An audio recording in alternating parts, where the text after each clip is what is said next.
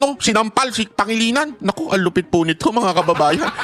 Alam nyo kasi itong nangyari sa debate, nagkabarahan, nag-away po si Cayetano at saka itong si Pangilinan kasi alam mo naman, itong si Pangilinan, alam mo ito, wala ho itong alam pagdating sa mga bagay-bagay na basta siya namumulitika, okay na sa kanya yun, di ba? Siya ho ay alam naman natin, pinklawan to the max, anything that would destroy the Duterte, sa kanila hong sasakyan ho nila yan. Kaya naman itong si Cayetano, aba, malupit ang mga binitawan at sinampal ng katotohanan itong si Pangilinan. Naku po, alam nyo mga kababayan, pag pinanood nyo talaga itong nangyaring sagutan sa Senado, naku, talagang maaano kayo, sasabihin nyo talaga sa isip ninyo. Huwag nyo nang debatihin si Cayetano dahil talaga nga naman kayo ay mayayari. Totoo yan, hindi, walang biro ho.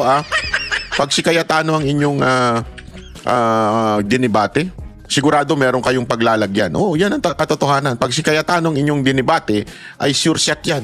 Sure shot yan na kayo ay may paglalagyan. Dahil iba ho, ito si Cayetano pag nakipagdebate, nakita naman po natin kung paano binara ni Cayetano po ito si BBM during the debate. And this time, ito naman ang binabara niya, itong si Pangilinan. Malupit ho yung nangyaring bangayan dyan. Pero bago yan, syempre, ibang balita muna tayo kasi ito may matinding nangyayari.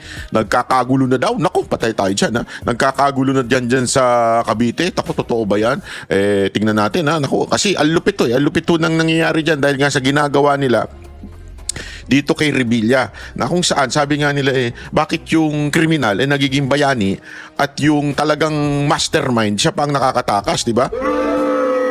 Hindi tama hindi tama yung nangyayari na yan at marami ho ang nagrereklamo at marami ho ang nagagalit dyan sa Cavite. Panoorin po muna natin to bago po tayo pumunta doon sa issue kasi maganda yung issue ni Cayetano tsaka ni Pangilinan. Talagang kumain ng alikabok, ika nga ito si Pangilinan, kumain ng alikabok sa tindi ni Cayetano. Pero ito muna ang pag-usapan natin. Itong issue muna dito kay Revilla. Pasok. Tumangging maghain ng plea si dating Senador Bong Revilla sa 4th Division ng Sandigan Bayan para sa kasong graft kaugnay sa flood control scandal. Kaya naman mismong ang korte na ang naghain ng not guilty plea para sa kanya. Nasa frontline na balitang yan si Bon Gualvez. Bantay sarado ng mga tauhan ng BJMP sina dating Senador Bong Revilla at iba pa nitong kapwa-akusado sa umano'y flood control scandal nang dumating sa Sandigan Bayan sa Quezon City kaninang umaga. Lupit ako ang dating senador pero maikli lamang ang kanyang tugon. Nako. Kumusta po kayo, sir? Laban lang. Yan, ganyan. Alam mo, dito ako bilib sa mama na to. Hindi, walang biro. Bilib ako. Ang ganda nga nung sinabi, sino nga ba nagsabi nito? Na marami ang nabilib sa ginawa ni Senator Bong Revilla. Kasi alam nyo, sa totoo lang ito, wag naman tayong marami ho dyan ang nagtatago. Di ba? Marami ho dyan ang pag hinahanap ng batas ay nagtatago. Di ba? Pero katulad ng ginawa ni Pangulong Duterte, even if alam na niya na si Pangulong Duterte noon, di ba? Alam na niya na dadalhin siya sa The Hague. Umuwi pa rin mula sa Hong Kong.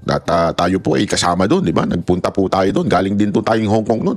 Kaya nakita natin yung tension before going home from sa Pilipinas noon nandun kami sa Hong Kong. And everyone is advising him to stay a while, stay and think for another day. Pero hindi, sabi ni Pangulong Duterte, uwi ako. Kinabukasan umuwi. Dapat nga, gabi pa umaga, uwi na siya. Talagang hinarap niya kasi alam niyang wala siyang ginawa. Di ba? Ito rin si Senator Bong Revilla, alam na niya lalabas na yung warrant. Ilang beses bang sinabi, ba may makukulong, may alam naman natin, hindi makukulong si Romualdez. Protektado yan. Lalong-lalo naman di makukulong si BBM. So alam na natin yan. Itong tono ng ombudsman, tono ng DOJ, laging si Bong Revilla. Kasi nga naman, nakulong before, so easy target siya. Yan ang ginawa sa kanya siguro parang iniisip nila natin to, isakripisyo natin itong kaibigan natin na si Bong Revilla. Dalawang matatamaan nito. Una, yung Cavite ay mapupunta na sa Remulla, which is alam naman natin kung gaano kaganid sa kapangyarihan ng mga Remulla. At remember, Rich Boat City ang Cavite. Yan pag nakuha nila ang Cavite sa 2028 panigurado, kaya nilang ipanalo yung kanilang kandidato diyan. Talagang babrasuhin nila yung election diyan. So, hitting two birds in one stone. Pangalawa, 'di ba? Ano yung pangalawa na yun? Siyempre, artista 'yan, nakulong na dati, magiging tampulan ng batikos 'yan, bashing 'yan, 'di ba? Pagka ginanyan ka, magiging tampulan ka talaga ng batikos ng social media. At iniisip nila dahil doon ay makakalimutan na natin ang kawalang niya ni Romualdez. makakalimutan na natin na si Romualdez at si Zaldico ang siyang pinuno noon nung panahon na merong tinatawag na pinaka-corrupt na budget sa ating bansa, yung 2025. Alam natin ang nangyari dyan, di ba? Sabi nga nila, sa BICAM, tapos dun sa small committee. Sino ho ba yun? Walang iba kung hindi si Romualdez po yung namumuno nung time na yun. So, alam ng lahat na ang talagang big fish, not just for the sake of using big fish, pero kahit to bata alam ho na pag sinabing big fish malaki. 'Di ba? Hindi lang sa kasalanan, malaking tao din.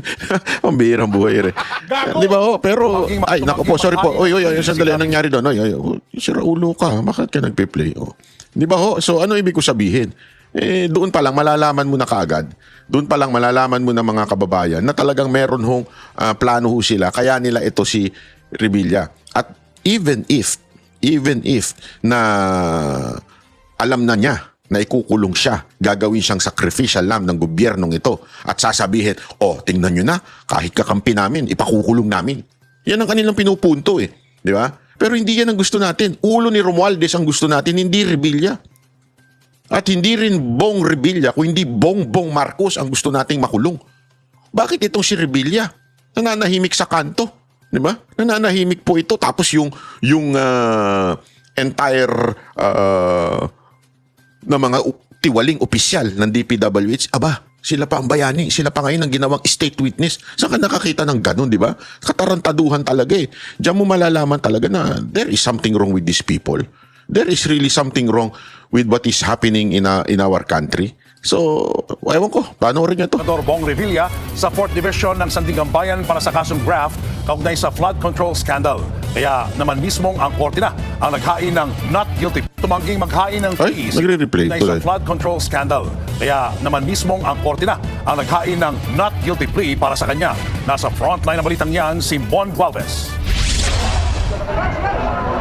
Bantay sarado ng mga tauhan ng BJMP sina dating Senador Bong Revilla at iba pa nitong kapwa-akusado sa umano'y flood control scandal nang dumating sa Sandigan Bayan sa Quezon City kaninang umaga. Kinumusta ko ang dating senador pero maikli lamang ang kanyang tugon. Kumusta po kayo, sir? Laban lang. Hindi na siya sumagot sa iba ko pang mga tanong. Sir, ano gusto niyo sabihin sa mga taga-suporta ninyo? May prayer rally kagabi, sir, sa Cavite. Sir, kay Bernardo, sir, may gusto kayo sabihin. Senador. Ang kulit kasi ninyo. Kung hindi naman kayo si Raulo rin Si Revilla. Ngayong araw dapat ang arraignment o pagbasa ng sakdal sa dating senador at isa pa nitong kapwa-akusado na si Juanito Mendoza sa 3rd Division ng Sandigan Bayan. Kaugnay yan ng kasong malversation of public funds na may kinalaman sa 92.8 billion pesos na ghost flood control project sa Bulacan. Grabe, Pero no? sa pangalawang pagkakataon, ipinagpaliban ito ulit ng korte. May mga panibagong motion kasing inihain ng kampo ni Revilla. Tingin ng prosekusyon, panibagong estilo ito para i-delay ang kaso. Pero pinabulaanan ito ng kampo ng dating senador. Sinusundan po namin ang tamang proseso at ginagamit lang po namin ang lahat ng maaaring magamit na proseso nang naaayon sa kanyang karapatan bilang akusado. Kabilang sa bagong inihain ni Revilla ang motion for inhibition kay Sandigan Bayan 3rd Division Chairperson Associate Justice Carl Miranda. Kapatid kasi ng maestrado, ang isang abogado ni dating DPWH Undersecretary Roberto Bernal. Kita nyo na? Confirm, kapatid. Saan ka nakakita? Yung isa sa pumirma na naglabas ng warrant, kapatid ng abogado nito. Yung nag-accuse sa kanya. Yung nagpapalusot. Yung umamin na siya ay nagnakaw. Tapos naging state witness. Bakit? Nagturo ng iba. Di ba? Ang linaw nung paliwanag po ni Topacio dyan Pinaliwanag na natin dito yan Hindi pa pwedeng gagawa ka ng krimen. Di ba? Gagawa ka ng krimen. Halimbawa, magnanakaw ako ng ginto ni Boss Dada. Alam mo naman si Boss Dada. Napakaraming ginto niyan, di ba? Magnanakawin ko yung ni Boss Dada, yung ginto niya. Tapos nung nahuli ako, alam mo ginawa ko? Para hindi ako ang kasuhan at maging state witness ako, tinuro ko si Jay. Si Jay talaga yun Di ba? Si Jay yung nagnakaw. Sabi sa batas merong tawag dyan yung Latin na tinatawag dyan at sinasabi, hindi pa pwedeng ganun. Hindi pa pwede. Kailangan meron kang ebidensyang ilalabas. May collaborating witness ka pa. Hindi pa pwedeng basta ka lang magtuturo. It will not stand as an evidence, enough evidence to convict a person. Pero anong ginawa ng DOJ? Ginawang state witness. Nakakita ng ganun. Di ba? Doon pa lang sablay Doon pa lang sablay na. Oh. Tapos eto pa, yung witness kuno, di ba? Yung naging state witness kuno na si Bernardo, na totoong may kasalanan, totoong umamin na may kasalanan. Yung abogado niya ay abogado. Ay kapatid ng taga Sandigan, bayan na nagbigay ng warrant kay Revilla. Saan ka nakakita ng ganun? Di ba? Talaga maiinis ka eh. Pambihirang buhay oo. Bernardo na humarap sa pagdinig ng Senate Blue Ribbon Committee. Nakalagay sa rules na hindi ka lang dapat impartial or hindi ka lang dapat walang kinikilingan. Dapat merong appearance of impartiality. Yan. Kung matatandaan, si Bernardo ang nagpangalan kay Revilla na nakatanggap umano ng kickback mula sa flood control projects. Nanindigan si Associate Justice Miranda na kung pagbabasehan ang internal rules ng Sandigan Bayan, wala raw batayan na siya ay mandatory na mag-inhibit. Pero hindi niya tinanggi. Di ba? Mahiya naman po kayo, sir, ma'am. Sa sa judge na yan, mahiya ka naman. Delikadesa na lang. Sabihin na natin, there is no such thing.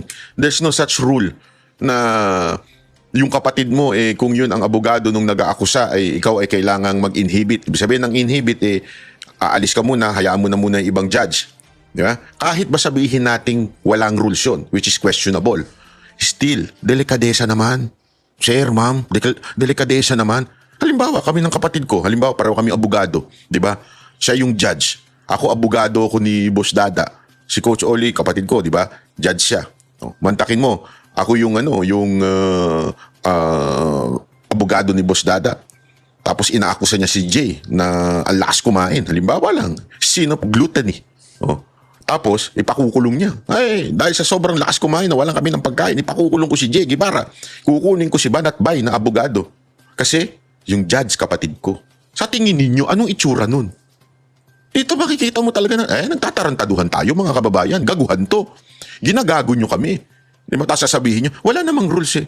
Oo nga, walang rules, pero mahiya ka naman. Anak ka ng totsang kalabaw, oo. Ikaw judge ka, mahiya ka. Itong Sandigan Bayan Court, kakaya naman yung ganyan. Umalis ka na, delikadesa naman. Kung meron ka kung may dignidad ka pang natitira, delikadesa na, mahiya ka naman. Gayunman, pag-aaralan daw nila ang inihaing motion for inhibition at dedesisyon nito kaagad para may saalang-alang naman. Abay, dapat lang. Papatagalin nyo pa. Halata nang niluluto yan. Lutong-luto na eh. Alam mo, lutong-luto na ito. Obvious na obvious yung ginagawa nila kay Bong Revilla. Diversion doon sa tunay na mastermind. Plus, itong mga ganito, talagang ito'y halatang politika lang sa Cavite. Kita nyo yung pangarap ng tarantadong yun? Nakita nyo yung tarantadong yun? Hindi ko na lang sasabihin kung sino yung tarantadong yun. May pangarap maging presidente. Sige nga, hindi po. Tangina lang, all dots, ika nga point to that direction. Para talaga basagin si Bong Revilla. Yurakan, dumihan, para magalit ang Cavite. Na alam natin, naku, hawak ng tarantado na yun na gustong tumakbong presidente. Saan ka nakakita ng ganun? Lahat Dikit doon, lahat nakaganon. Halatang halata namang luto yan.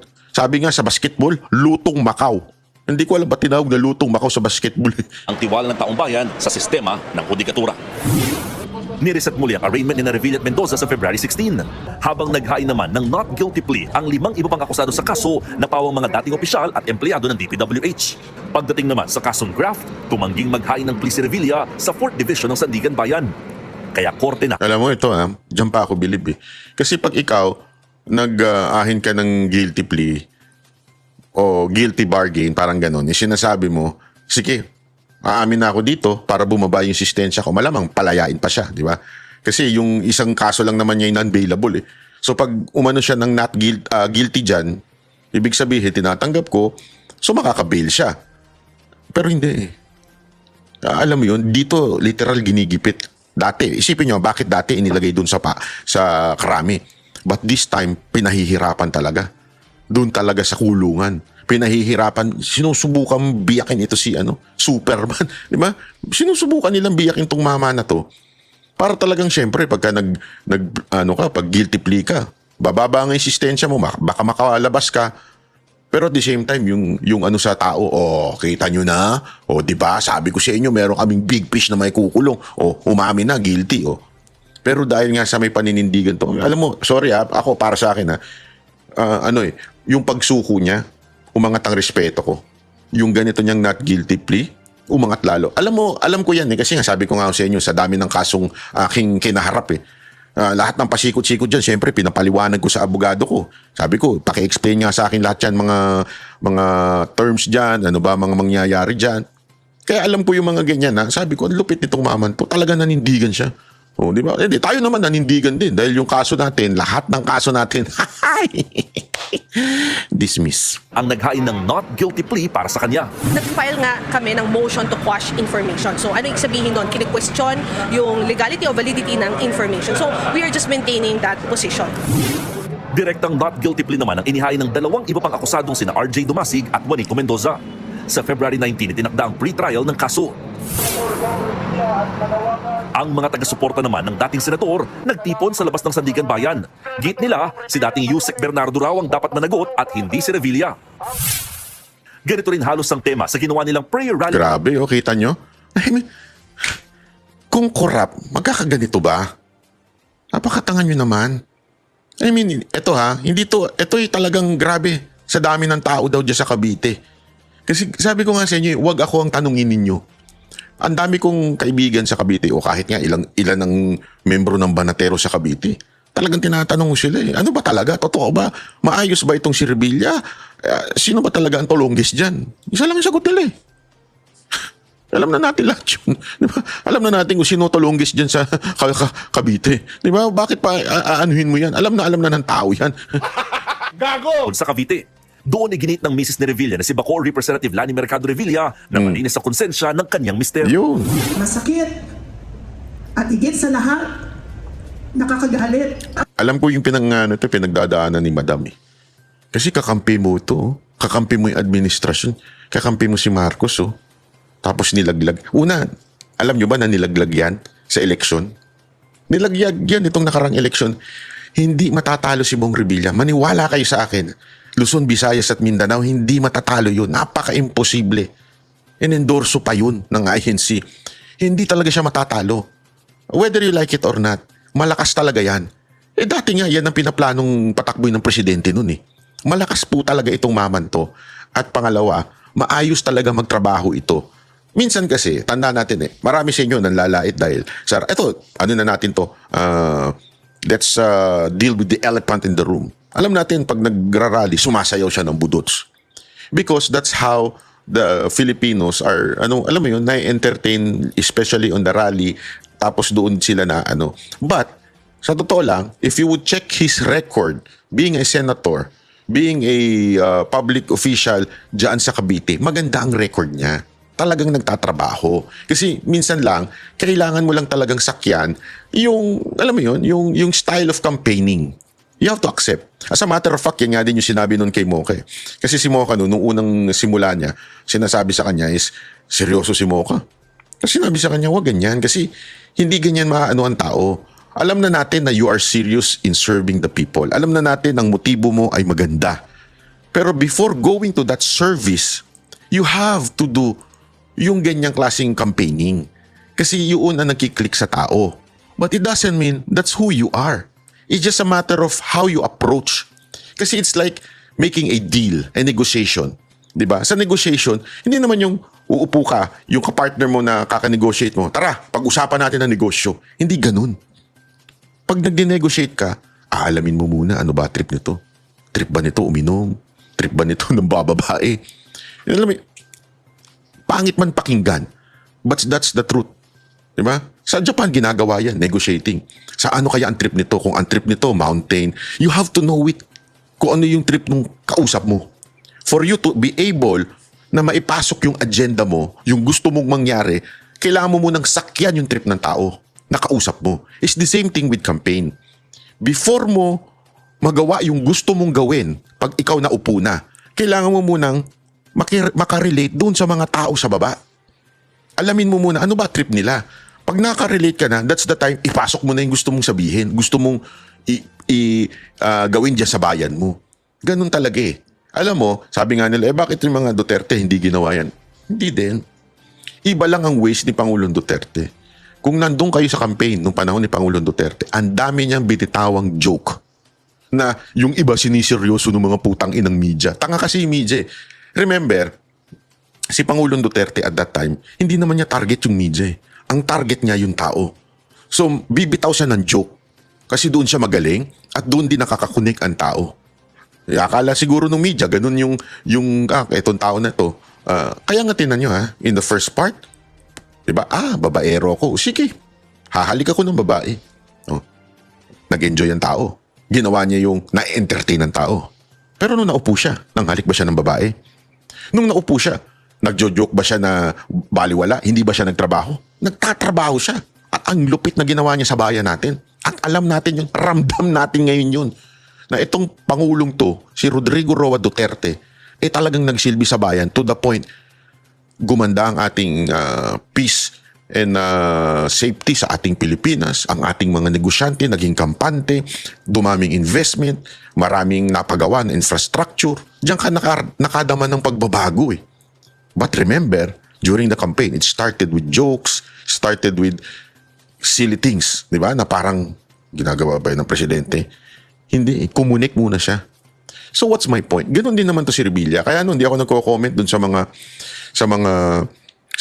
inaasar siya, nagbubudots-budots. Alam mo, pumunta ka sa kampanya. Halos lahat kumakanta. Lahat nga ng politiko pagka-campaign, lahat ng politiko during the campaign nagiging entertainer. No? Walang biro, lahat. Kaya nga napaka-plastic. Kung aakusahan lang natin to isang tao na to, nagbudot siya. Iba nga kumanta, sumayaw, di ba? Pero may nagawa naman nung naupo. So that's my point. So anong ibig ko sabihin nito? Itong tao na ito, kung ito magnanakaw, kung ito talaga ay masamang public official, people will not talagang support this person. Kita niyong suporta sa kanya ngayon kahit ginigipit siya. Sabi ko nga sa inyo, mali kayo. Baka dumating ang pagkakataon pag ito tumakbo ng mas mataas na posisyon, patay kayo, maniwala kayo. Ang kanyang pagdurusa ay hindi bunga ng pagsuko sa isang kasalanan, kundi isang pagsuko sa sistemang umayag sa kawalan ng hustisya. Nagbabalita. So ayan po mga kababayan, sana po ay maunawaan natin ito. Alam nyo ako, sabi ko nga sa inyo kilala nyo ako, si Banat Bay ako. Pag tama talaga pinapalakpakan ko. Pag mali, binabanatan ko. And hindi ako yung tipo ng taong basta-basta lang pagdating sa panghuhusga. Hindi ako yung tipo ng vlogger na kung ano yung agos sinasakyan ko. Sabi ko nga sa inyo gawain na po ko ito at maging ang mga banateros na kumontra sa to go against the wave o yung maging against kami doon sa mga tao na sa tingin nila tama sila pero in reality mali talaga. Eto, maraming pang nagsasabi dyan na so kita nyo na, pangalawa niya na yan, bla bla bla bla. Hindi po, sabi ko sa inyo, alam ko yung nangyari. Alam ko, nung nakulong siya dati, it is because of Aquino. Alam na natin yan. I will not go through it kasi patay na yung presidente. Pero dahil kumontra siya sa kagustuhan ni Pinoy noon, kaya siya nakulong.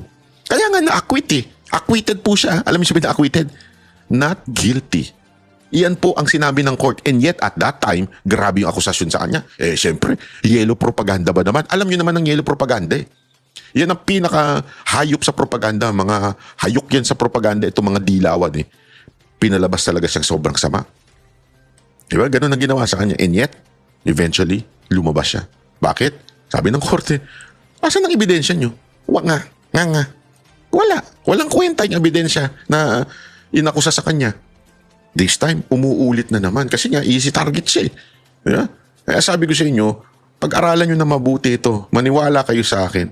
O ito, pag-usapan po natin itong kay Cayetano. Talaga nga namang niyari niya po si Pangilinan. Talagang sinampal ng katotohanan. Grabe ho ito. Nagulat ako dito. Sabi ko, wag nyo talagang sa dami-dami nang babanggain yung senador. Oo, si Marcoleta magaling din. Ito honestly, this is my honest opinion. Maraming klase ng matalino, maraming klase ng magaling na abogado. Si Marcoleta, magaling na abogado, naninindigan, matikas. Okay, magaling. Pero in conveying message, sometimes medyo masyado siyang malalim. Minsan masyado siyang technical na hindi masyadong nagigets. O alam mo yon, ano pa nga si Marcoleta, gentle pa. Okay. Pero pag si Cayetano ang bumanat, pag si Cayetano ang yumari at nakadebate mo, debater talaga. Pahiya ka. As in, mapapahiya ka talaga. Ito, bibigyan ko kayo ng sample ng napahiya si Pangilinan dito bago natin i-play yung mas mahaba. Ito, sample lang ito. Papakita ko sa inyo. The first to reclaim was Vietnam. The most aggressive to reclaim and most islands is Vietnam. That's yes, that's right. The most aggressive is Vietnam. The country to first propose to President Obama not to militarize na hindi tinanggap ng American government is China. Inside our EEZ, sino ang pinakamaraming reclamation? Ayan, sino ang pinakamaraming reclamation? Right now, it is, as I made to understand, it is Vietnam. Okay. Sinong pangalawa? Again, according to our DND resource person, China is the second. Mali po, it's Malaysia.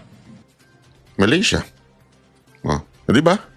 So, diyan pa lang sabi ko, yan ang problema sa mga dilawang tae, mga dilawang senador, mga pinklawan.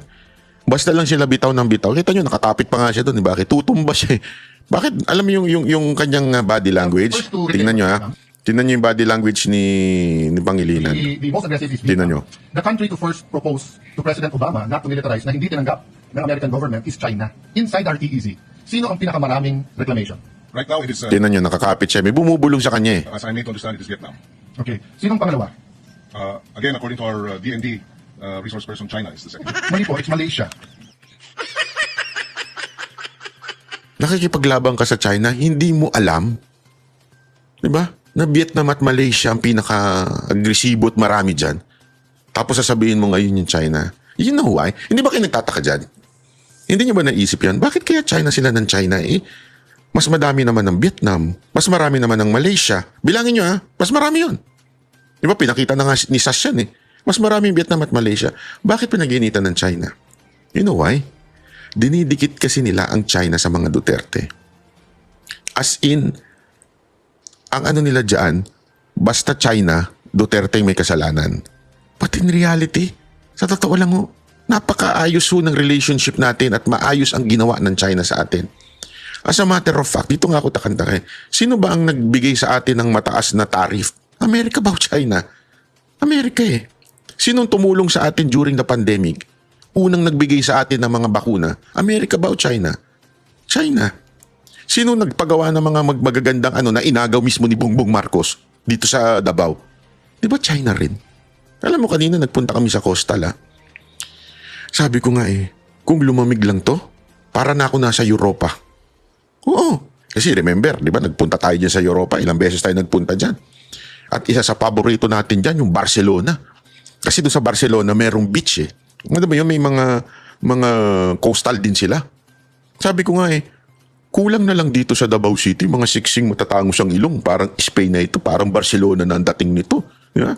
Totoo naman anong punto ko doon? Ibig ko lang sabihin, ganun kaganda. At may video ho tayo. Pinakita ko. Kung gusto nyo makita, nasa Facebook ko po yan. Kita nyo naman yung project. Alam mo, doon sa drone na ginagamit ko, hindi ko pa kasi kabisado yun kaya natatakot akong sa dagat kasi ang lakas ng hangin, gumagano yung drone. Hindi, doon sa video, hindi gumagano kasi nga merong gimbal yun. Pero sa gumagano yung drone.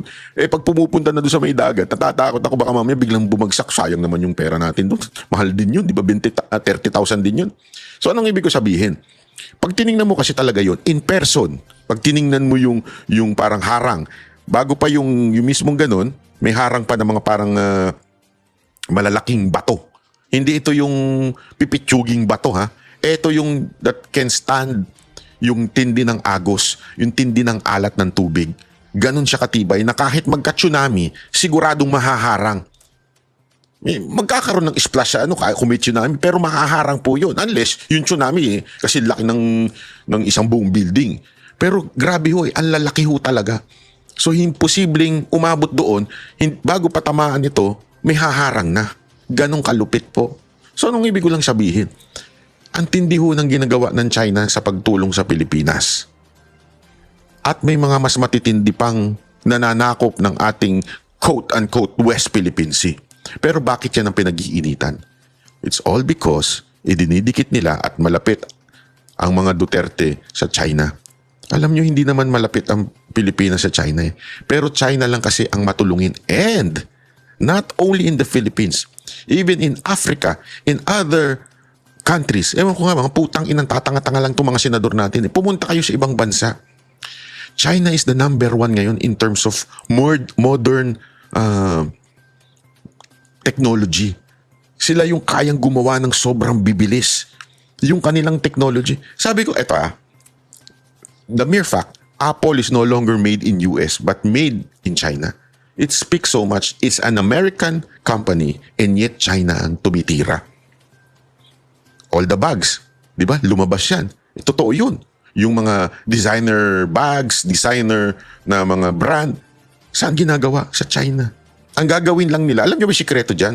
Kasi merong ano dyan sikreto na may percentage ng gagawin para ma-declare mo made in France, made in Paris. So ang gagawin, yung finishing ng mga bags ginagawa sa Paris, sa Italy, doon para masabing made in Paris o made in Italy. Pero most of it dito sa China na ginagawa. So anong ibig ko lang sabihin? Ang titindi ng ginagawa ng China not only in the Philippines but also in other countries as well. Tingnan nyo, halimbawa na lang dati sikat na sikat ang GoPro. Alam niyo yan, di ba? Pag sinabi, action camera, GoPro. Wala na. GoPro, bankrupt. Sino pumalit? DJI, Insta360. Ano pa? May lumalabas pang mga bago ngayon. It's all China company. Ganon sila katindi at ganon sila tumutulong sa iba't ibang bansa.